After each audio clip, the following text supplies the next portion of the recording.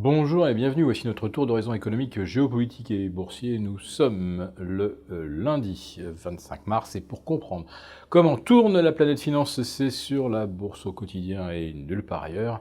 L'épisode du jour s'intitulera « Est-ce grave, Dr Powell ?»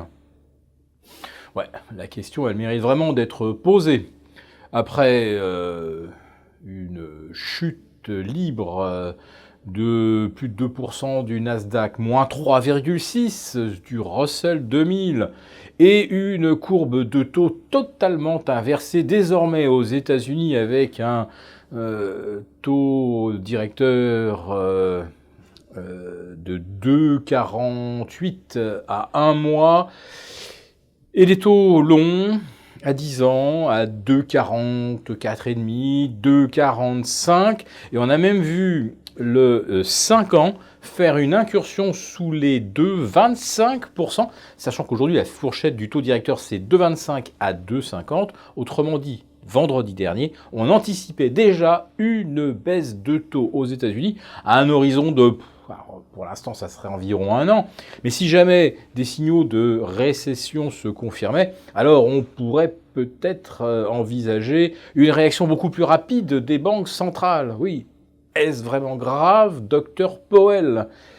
Alors, c'est probablement pas lui qui a voulu ça, cette inversion de la courbe de taux. Au contraire, il voulait essayer de soutenir les marchés en expliquant que, on allait se montrer accommodant, que la croissance était robuste. Mais qui y croit encore à une croissance robuste après les PMI, les indices de directeurs d'achat, que l'on a découvert vendredi en Europe et aux États-Unis dans l'après-midi? Alors, le repli n'était pas spectaculaire sur le PMI IHS Markit, mais tout de même... l'hypothèse d'un rebond après un premier mauvais trimestre, cette hypothèse s'évapore littéralement. Alors, on le sait, en général, la croissance est plus faible au premier trimestre pour des tas de raisons saisonnières. On peut même ajouter maintenant le shutdown, qui aura certainement effectivement un petit impact.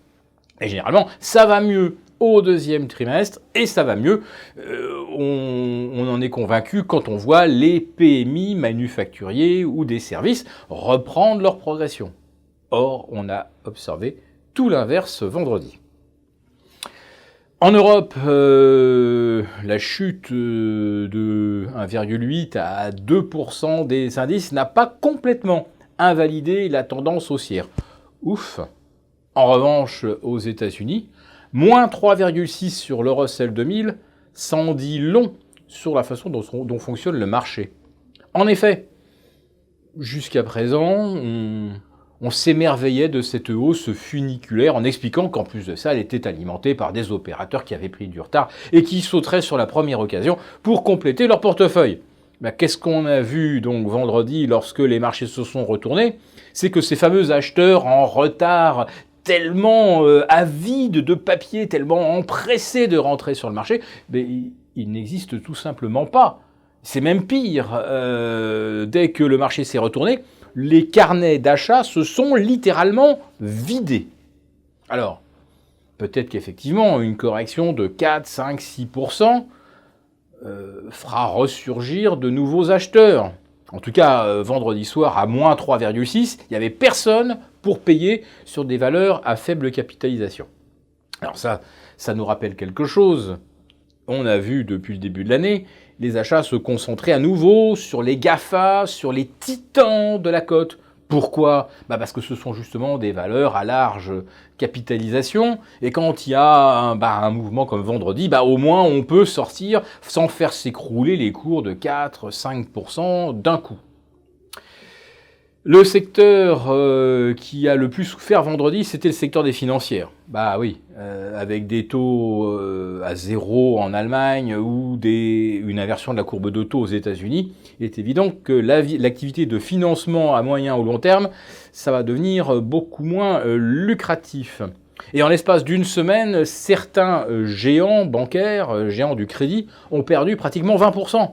On a des valeurs financières qui sont passés en territoire de correction en l'espace d'une semaine. Remarquez, ce qui est assez curieux, c'est qu'on a aussi vu des valeurs du secteur énergie passer également en territoire de correction, alors qu'on a un baril de pétrole à 68 $ à Londres, 59 $ sur le WTI. Avouez quand même que là, on ne voit pas se dessiner une vraie récession économique, sans quoi on anticiperait déjà une baisse des commandes de pétrole. En tout cas, ce qui nous sauve peut-être d'une deuxième séance de forte correction après celle de vendredi, c'est Donald Trump qui va échapper, c'est une certitude maintenant, à l'impeachment. À moins qu'il fasse une énorme bêtise anticonstitutionnelle. En tout cas, le voici quasiment blanchi de l'accusation de collusion avec la Russie. Non seulement lui, mais également les personnes qui ont mené sa campagne en 2016, ils étaient aussi accusés d'avoir influencé le vote américain grâce à des informations obtenues auprès des Russes. Et ce qui est le plus extraordinaire encore, c'est que le procureur spécial Robert Mueller n'a même pas détecté de collusion entre la famille de Donald Trump et la Russie. Alors là, je dis chapeau.